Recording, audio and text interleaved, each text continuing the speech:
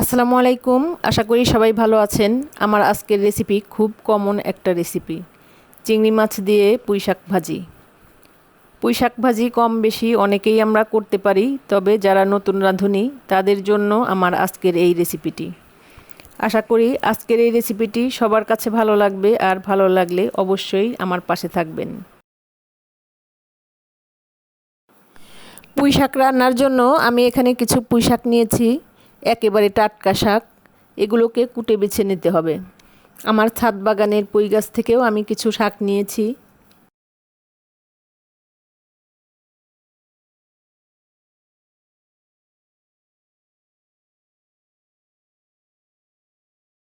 শাকগুলোকে বড় পাত্রে বেশি পানি দিয়ে কয়েকবার পানি বদলে বদলে ধুয়ে নিতে হবে।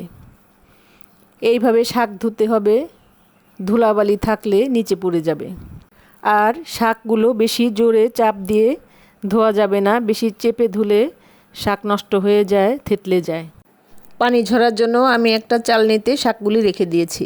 আমি এখানে নদীর কিছু ছোট চিংড়ি মাছ নিয়েছি, এগুলোকে কুটে বেছে নিতে হবে। চুলায় একটা কড়াই বসিয়ে দিয়েছি। কড়াই গরম হলে পরিমাণ মতো তেল দিয়ে দেব।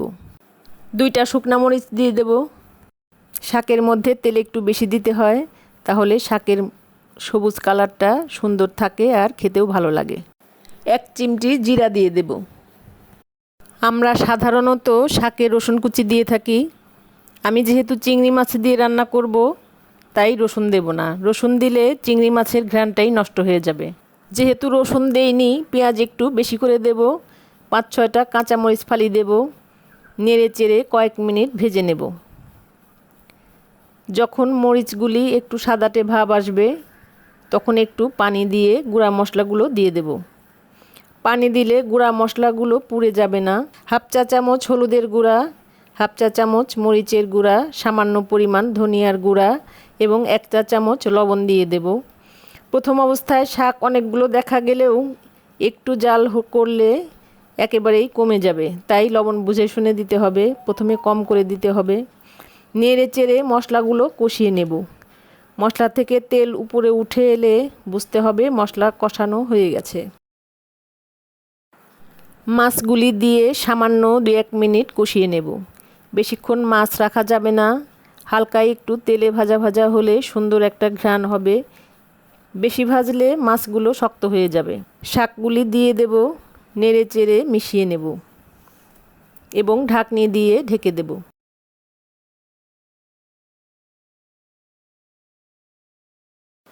এই সময় চুলার জাল মিডিয়াম হিটে রাখতে হবে। কিছুক্ষণ পর পর নেড়ে দিতে হবে।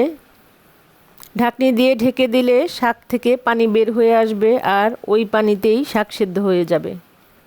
আলাদা করে আর কোনো পানি দিতে হবে না।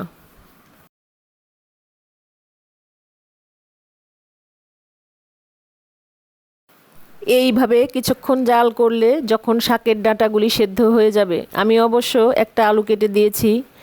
আলু ডাঁটা সেদ্ধ হয়ে গেলে, শাকের পানি কমে গেলে চুলা থেকে নামিয়ে ফেলবো। সামান্য একটু রস রস রাখবো, খেতে ভালো লাগবে। নামাবার আগে সামান্য একটু ভাজা জিরার গুঁড়া দিয়ে দেব, খুব সুন্দর একটা ফ্লেভার হবে। লবণ ঝাল অবশ্যই চেখে নেব। একটা বাটিতে তুলে নেব। এই তো তৈরি হয়ে গেল আমার চিংড়ি পুঁইশাক। ভালো লাগলে লাইক, শেয়ার, সাবস্ক্রাইব করে আমার পাশে থাকবেন। সবাই খুব খুব ভালো থাকবেন, সুস্থ থাকবেন। আমার জন্য, আমার পরিবারের জন্য দোয়া করবেন। খোদা হাফেজ।